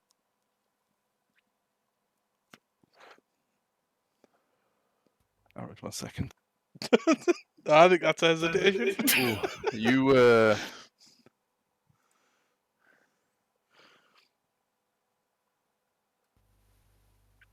you look like a dropped pie.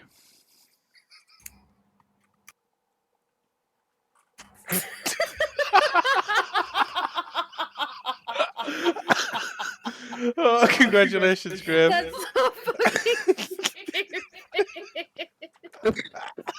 And probably very true. Okay, let's have another round. Oh, I'm sorry. Oh, my stomach. I'll let It everyone. really hurt to hold that in. I was like, no, I can't hold it in. It actually hurts. Oh god. Do you just snort? Stupid. You look like a dropped pie. That's such. That's so fucking dumb. I love So, it. like, it's so stupid and equally as brutal. All right. Oh, Okay. Oh, my stomach. Another round. Also, welcome in, Blade Sharp. We've been singing your praises throughout the Yes. stream. oh, All of you grill are master. amazing. Big shout out to Blade Sharp. It's the grill daddy himself. Okay. Are you ready for another round? Grave, Oh, you aiming for redemption, are you? since you're the king, you can start. And we will continue. It will be Grave, Ghost, and then me. So whenever Okay. you're ready, begin. Choose your target and go.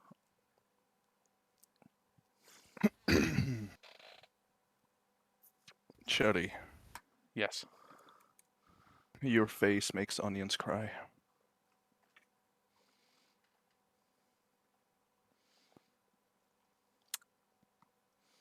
It's Ghost. Oh, Jody, Yes. you just not that poggers. Ooh, Oh, that's personal. Ghost. Hmm. You have the worst timing of anyone I've ever met and ever will meet.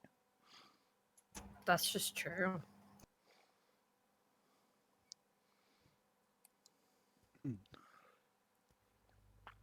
Ghost. Hmm. In all my time of knowing you, I've learned one thing. You're impossible to underestimate. That was very good, actually. Grave, I want Yep. you to know that it's perfectly all right not to speak, and in your case, I'd even recommend it. Oof. All right, good to know.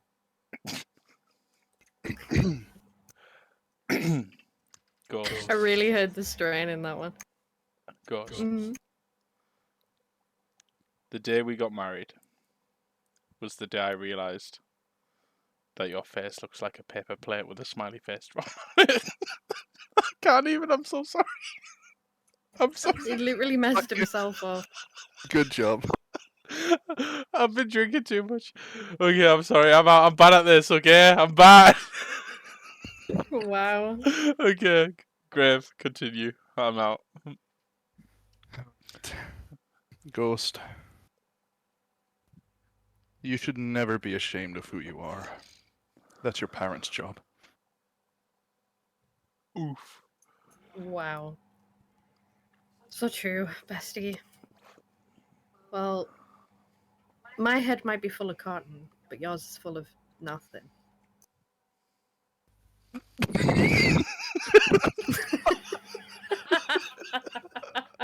Oh no! Oh, that's deadly. Ghost wins. That was so fucking stupid. It's really dumb. it's just as it's on the wave of dropped pie. Just going, you're dumb. Fuck you. You stupid is like the dumbest shit ever. You're Okay. stupid. One final round before we move on to the next game. All right, let's go. Ghost, would you like to begin? Sure.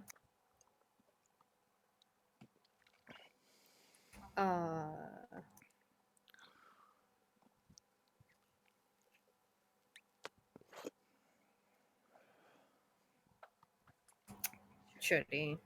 Yes. Are you always this dumb, or are you just making a special effort today? That's mean. Ghost. You don't wipe your ass properly. This isn't fair because I just read Brain Sharp's comment and then you said that and it's all over.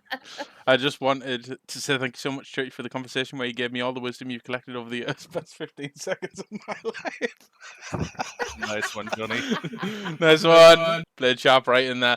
Okay, I'll let you off with a pass this time, Ghost. No, yours made me laugh on top of it. Oh, okay. Grave. It's just me and you. Yes.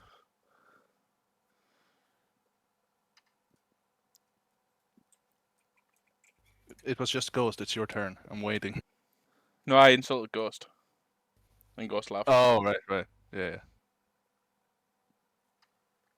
I heard this one the other day, and I think it's really well aimed at you, Chuddy. Okay. Your family tree must be a cactus, because you're all a bunch of pricks.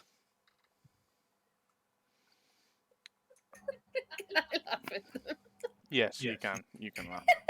But it doesn't help either of us. Sorry. Gravedigger, Yes. your teeth are so bad you could eat an apple through a fence.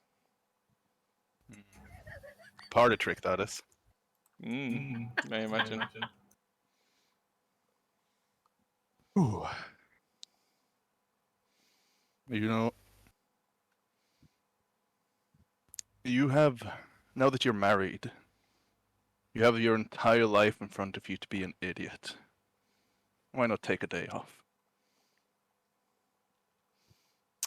Well, Grave, grab a straw, because you suck.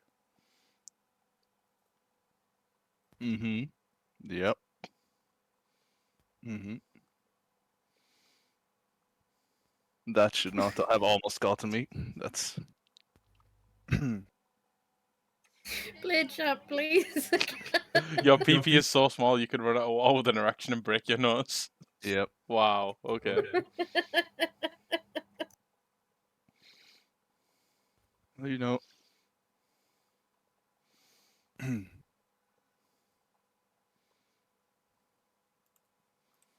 Oh. You know, when I saw you at the airport, Shetty, it really hit me that light moves quicker than sound, because you looked dazzling until you opened your mouth. Ooh. Gravedigger, I think you're a testament to God having a sense of humor. Mm-hmm. Yeah.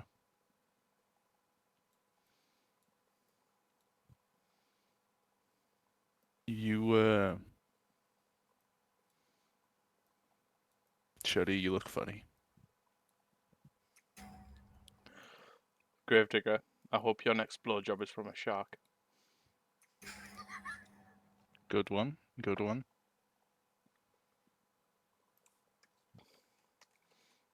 Oh. You know, I'm trying to come up with an insult that you'll understand, so give me a few minutes.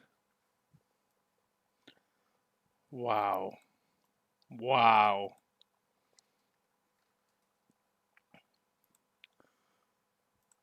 When I first saw you at the airport, I was disappointed.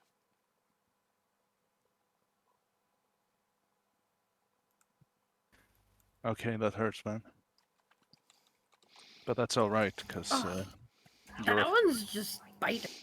you're a fucked up rabbit with no ears.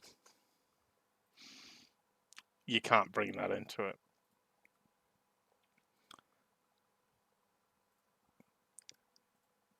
When I saw you, all I could think was, you must get your haircut done by the council. Damn, bro. What the fuck does that even mean? Must have been hard for you to use your entire vocabulary in that one insult. Your dad works for Avon. Your dad doesn't work. Oh. Well, Gravedigger. Mhm. I bet your mother eats crisps from bins.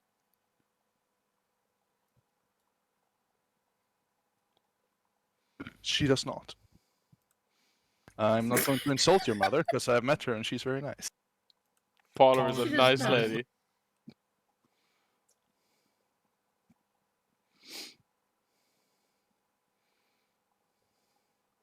You know, I'm honestly just thrilled that you're managing to put words together. Barely. Barely. You are more disappointing than an unsalted pretzel. Okay. Yeah. The unsalted pretzel. You know, it was very heartwarming for me to be there at your wedding and to see you guys together, because you deserve to be loved, Chetty. Just, you know, from a distance. You will have a sparsely attended funeral. I hope Oh. so. I definitely hope so. I hope so.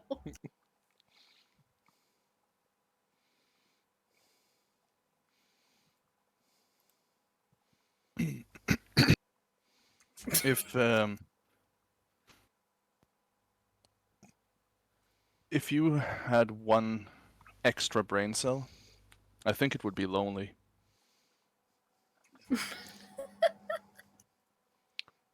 If I was you, and I had a face like yours, I would sue my parents. Mm-hmm. Mm-hmm. Well.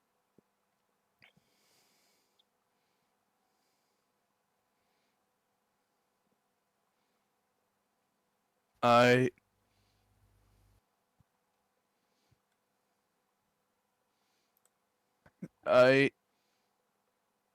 don't hate you for these insults, Chetty, but I would give you a handshake if you were sinking.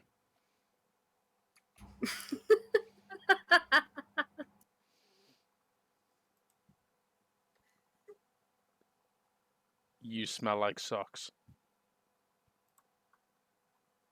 You smell like toes.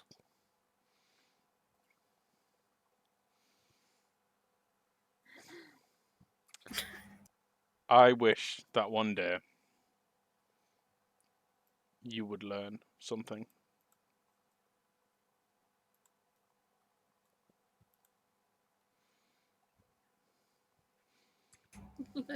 Anything.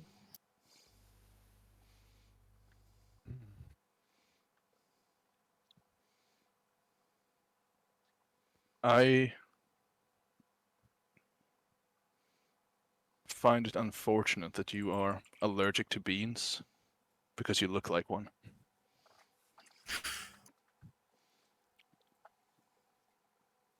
When I saw you for the first time, I thought you looked like a ditto. That's great, actually. I'll be a ditto. Johnny with a haricot head. How dare Yep. you?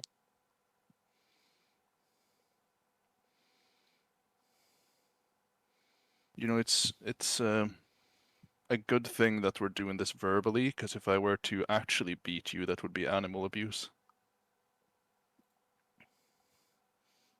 You need more vitamins. Okay. You need less of everything.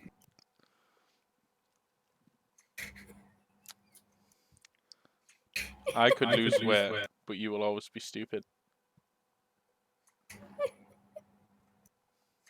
I'm so sorry. It's just you need more vitamins. Doesn't even sound like an insult. It just sounds like concern. You've been taking enough vitamins. Are you okay?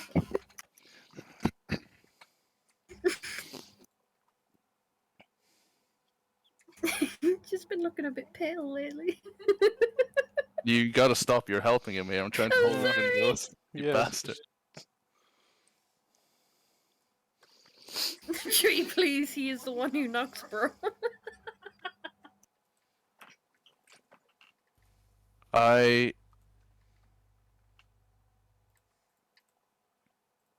fuck. God damn it, Johnny.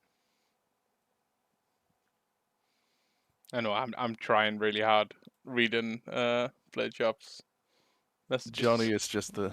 Yeah. Oh, man. Whew.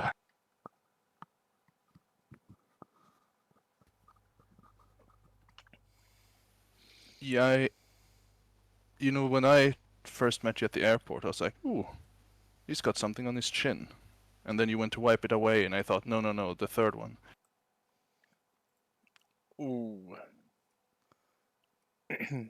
Gravedig.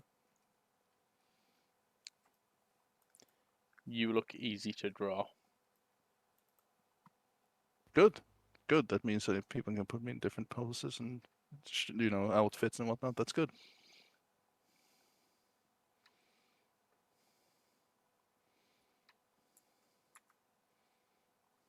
Now, a lot of the time I wish I could see things from your perspective, but with my crunchy bones, I find it really hard to get my head up my ass.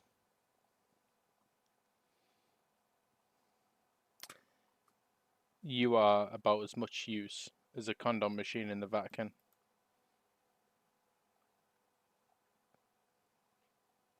You stink.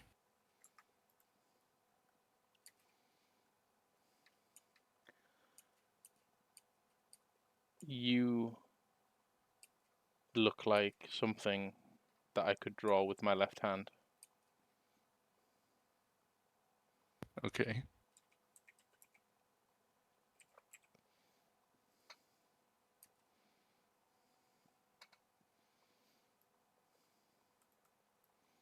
Um...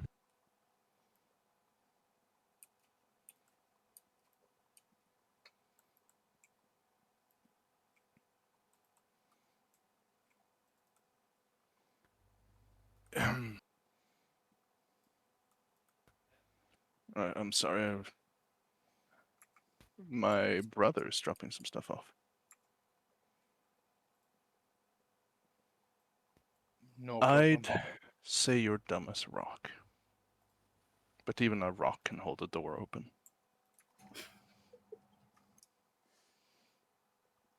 You have webbed feet, like a duck. Duck is gonna like that.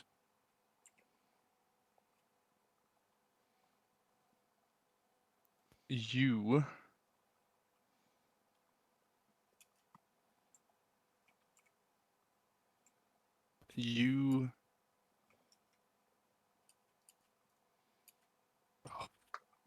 my brain's standing still.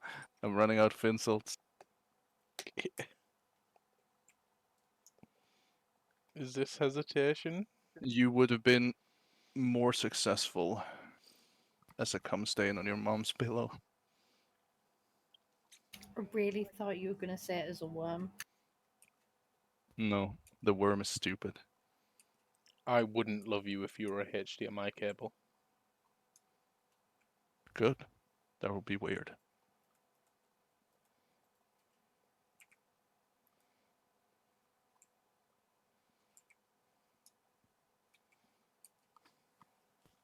I'm very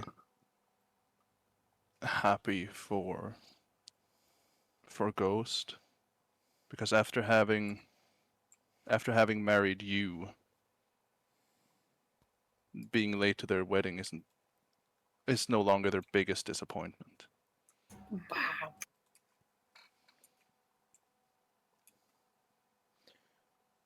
You're tall for your height, and I don't like it.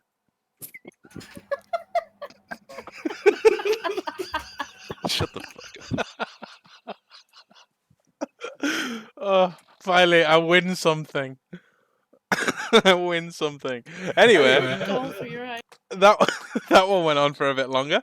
Let's go to the very final game, and this will be the final one before we wrap up this between season episode. The final game is called Confessions. We're each going to make a confession. It can be true or it can be false, in turn, and the others will have to ask questions to try and determine if it's bullshit or if it's a fact. For example, I can say, I feel viscerally uncomfortable when I wear matching socks. And you can ask more questions about it to try and get some more information if you need to try and figure out if it's true or false. And when you're ready, you can Give make me a claim. a short moment. My brother came to drop some shit off, so I'm just gonna put that down. It's okay. I think this is going to be like difficult for me and you because we know each other really well. Well, for ours, then, we just don't comment. Oh, what? So it's like It's me and you against Gravedig, essentially. yeah. Okay, I'm back.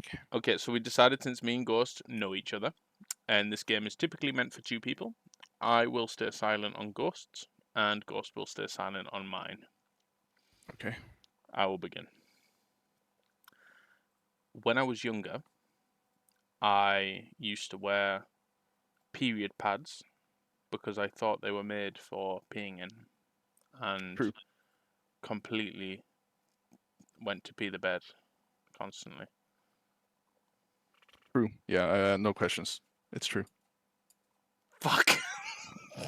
I'm shit at this. Okay. Okay, Ghost. Why am I so fucking weird? Okay, Ghost. Go, please. Oh,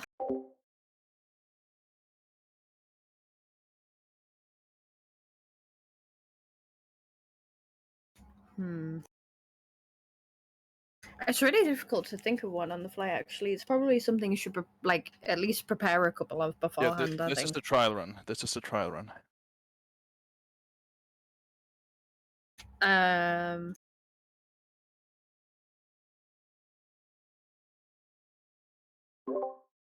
It doesn't have to be fake. I It can be mean- an actual fact. I know it can be either, but I can't think of either. Okay. Okay. So there was there was a night in my life that was more harrowing for my mother than me, where I had decided to shit myself at the same time my sister had decided to throw up at the same time that our cat had decided to have kittens, Right. all in the same night. And my poor mother dealt with all of it in one night. What a superhero she is. But yeah, that was a very insane time. How old were you? I was, I think, like 6. Okay. I met your mom. And Do you think it's something my mom could do? yes, absolutely, that's true. You think it's true? Well, I can't remember. I know we've talked about it. I know you used to have cats. So that part doesn't seem weird to me, and I know your mom, so I know you shitting yourself and your sister throwing up makes sense, because she'd probably throw up after you shit yourself. All the while that the cats, you probably did you not get to the toilet in time, or were you feeling ill? I was sick. Okay.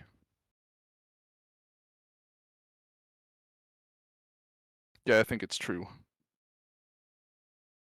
It is true. Yeah, your No, mom is good dog. fucking badass. Yeah, she literally just put both of us in the bath and was like turned the shower on. Was like, hose down my two disgusting children.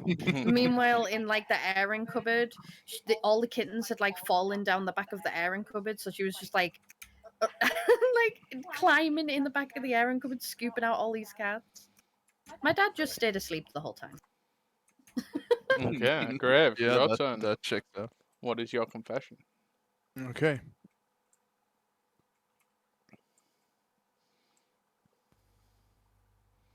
I once in what would that be for you guys? Primary school?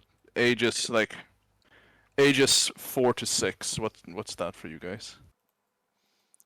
That would be primary as well. Right. So in primary school, I once blamed shitting my pants on another kid by putting my shit-stained shorts in his drawer. Did you poo yourself intentionally, or was it an accident? Of course, it was intentional. It was not an intentional shit. Were you sick? No. Was this just one where you? I just didn't make it to the bathroom in time. Have you ever come out about this? No. Blade Shop says a certain dominance. Okay. Is this the only time you shit yourself? Yes. It wasn't. It was before I moved to Sweden as well, because I didn't move to Sweden until I was 6. So I left primary school in Italy, and then we moved to Sweden. So even if I wanted to come out of it, like come out and tell someone, I will never find that kid again. What So was, That makes sense. what I was can't the kid's tell him that first I name? shat his pants. I shat his. Okay. What was your question, Chatty? I. What was his first name? Francesco. Same as my cousin.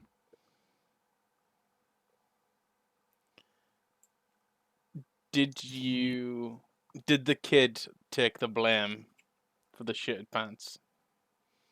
No, the kid obviously hadn't shat his pants and was very sad and cried when the teachers discovered a smell and located it in his drawers.